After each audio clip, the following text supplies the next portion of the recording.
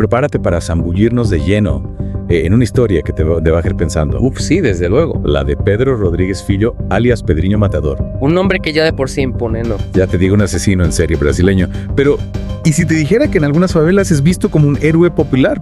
Ahí está lo interesante del caso. Exacto. Vamos a explorar su vida a través de este artículo que analiza sus crímenes, sus motivaciones y la polémica que rodeó su liberación. Porque claro, un hombre que confesó 71 asesinatos, 61. ¿cómo puede ser visto como un vengador, no? Eso es lo que vamos a intentar averiguar. Lo que a mí me fascina de este caso es esa dualidad, ¿no? Pedro Rodríguez Filho es un espejo de las complejidades de la sociedad brasileña. Totalmente. Para comprenderlo, tenemos que viajar a su infancia, a un ambiente impregnado de violencia. El artículo lo describe como un infierno. Casi nada. Un padre guardia de seguridad corrupto que maltrataba a su madre brutalmente. Exacto. Incluso durante el embarazo, imagínate crecer en un ambiente así, viendo a tu madre sufrir constantemente. Una barbaridad. El artículo menciona que la violencia que presenció pudo haberle causado incluso una lesión cerebral.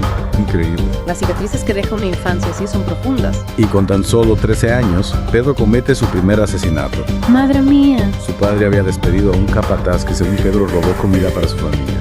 Y ahí, con 13 años, decide tomar la justicia por su mano. Toma ya. Un acto brutal sin duda, pero que ya nos da una pista sobre su distorsionada brújula moral. Es como si en ese momento decidiera convertirse en un justiciero. Mató al capataz como si fuera un acto de defensa protegiendo a su familia. Es escalofriante, ¿verdad? Un niño asumiendo un rol que no le corresponde, pero que de alguna forma le da un sentido de control en un mundo donde todo es caos. Totalmente. Y ahí empieza su carrera criminal, pero no se convierte en un asesino cualquiera, ¿no? Él se centra en criminales, narcotraficantes, violadores, se convierte en una especie de ángel exterminador de las favelas. Y aquí es donde el caso se vuelve realmente complejo. ¿Cómo se explica que un asesino en serie sea visto como un salvador por algunos? Es que te pones en la piel de los habitantes de esas favelas azotadas por la violencia y la corrupción, donde la policía no entra, de repente aparece alguien que sí se atreve a hacer algo, aunque sea con métodos brutales. Claro, es una situación desesperada donde las líneas entre el bien y el mal se difuminan. Pedro se convierte en un símbolo de resistencia, alguien que desafía el sistema corrupto, aunque sea con sangre. Y ese código moral, por retorcido que sea, lo acompaña durante toda su vida, incluso en la cárcel, donde la historia se vuelve aún más oscura. No solo sigue matando dentro, sino que asesina a su propio padre, acuchillándolo 22 veces. Es un acto que podríamos analizar durante horas. Por un lado, es la culminación de años de odio y resentimiento hacia la figura paterna, hacia el origen de su trauma.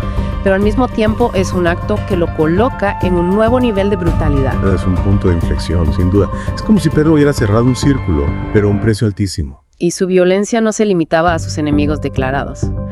Hay una anécdota que siempre me ha impactado. Un compañero de celda insulta a su madre y Pedro, en un ataque de furia, lo estrangula, le arranca el corazón. Y se come un trozo. Exacto, lo hace delante de otros presos. Madre mía. Es una imagen que te hiela la sangre. En ese momento ya no queda rastro del justiciero, solo vemos la brutalidad más salvaje, y es ahí donde nace el apodo de Killer Playboy.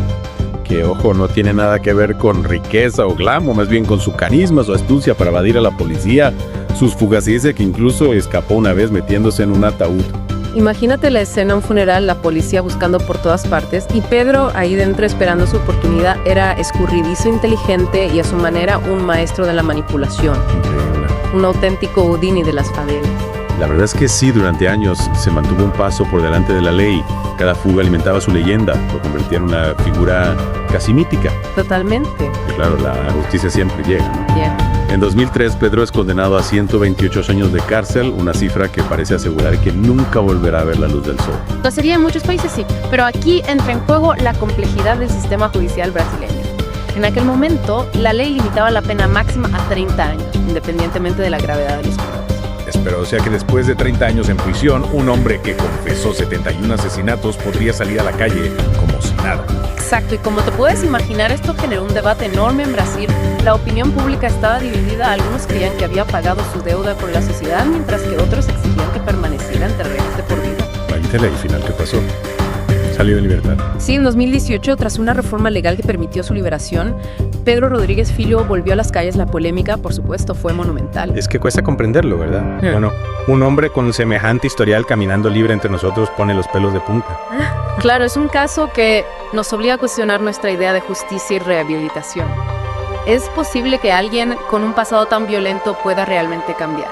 quién sabe, y lo más sorprendente de todo es que Pedro no ha optado por una vida discreta. Precisamente al contrario, se ha convertido en una especie de celebridad. Exacto, tiene millones de seguidores en redes sociales, escribe libros, concede entrevistas, se presenta como un activista contra la violencia. Pero es para un activista contra la violencia, el mismo que asesinó brutalmente a decenas de personas. No me cuadra. Ahí radica la gran paradoja de Pedro Rodríguez Fillo. Ha construido una nueva imagen, una en la que se muestra arrepentido de sus crímenes y busca la redención. Pero ¿es genuino este cambio o solo una estrategia para construir una nueva carrera? Si te soy sincera, me cuesta creer en su arrepentimiento, pero no puedo negar que su capacidad para reinventarse es fascinante. Es una muestra de la complejidad del ser humano, de su capacidad para el cambio, aunque a veces nos resulte difícil de aceptar. Pedro es un hombre con una historia brutal, pero también con una asombrosa habilidad para adaptarse y sobrevivir. Hablando de adaptarse, en 2020 salió a la luz una historia aún más extraña. Pedro reveló que unos hackers rusos le ofrecieron $100,000 por un trabajo sucio. Sí, según él se negó a aceptar la oferta afirmando que había cambiado y que ya no era un asesino. ¿Tú te crees esa historia? A mí me suena a un intento de limpiar su imagen. Es difícil saberlo con certeza. Podría ser una historia real o podría ser una invención para generar atención mediática. Lo cierto es que Pedro sabe cómo jugar con los medios. Quién sabe, la verdad es que es una historia que nos deja con más preguntas que respuestas. ¿Qué busca realmente Pedro Rodríguez Fillo con toda esta exposición? Arrepentimiento, fama, dinero.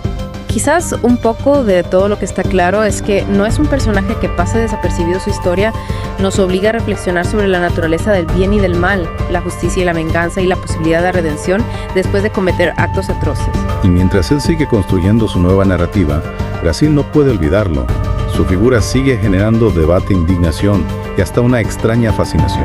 El caso de Pedro Rodríguez Fillo es un espejo de las contradicciones de Brasil, un país con un sistema judicial, con fallos, cárceles que se convierten en escuelas del crimen y una sociedad que a veces idealiza a figuras controvertidas. Es como si Pedro representara esa línea borrosa entre la justicia y la venganza.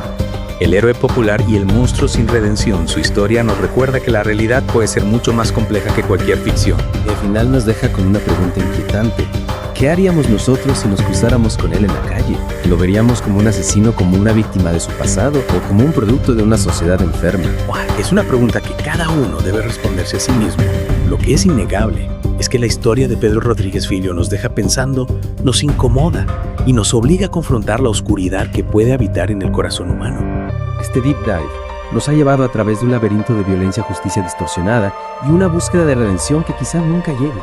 El caso de Pedriño Matador es un recordatorio de que a veces la realidad supera a la ficción. Nos deja con esa imagen inquietante, un hombre con un pasado brutal caminando entre nosotros con su historia a cuestas y su futuro aún incierto. ¿Es un monstruo? ¿Es un producto de su entorno? ¿O es una mezcla de ambas cosas? Y con esa reflexión cerramos este Deep Dive. Esperamos que les haya dado mucho que pensar. Hasta la próxima y recuerden, a veces las historias más fascinantes son las que nos hacen cuestionar nuestras propias convicciones.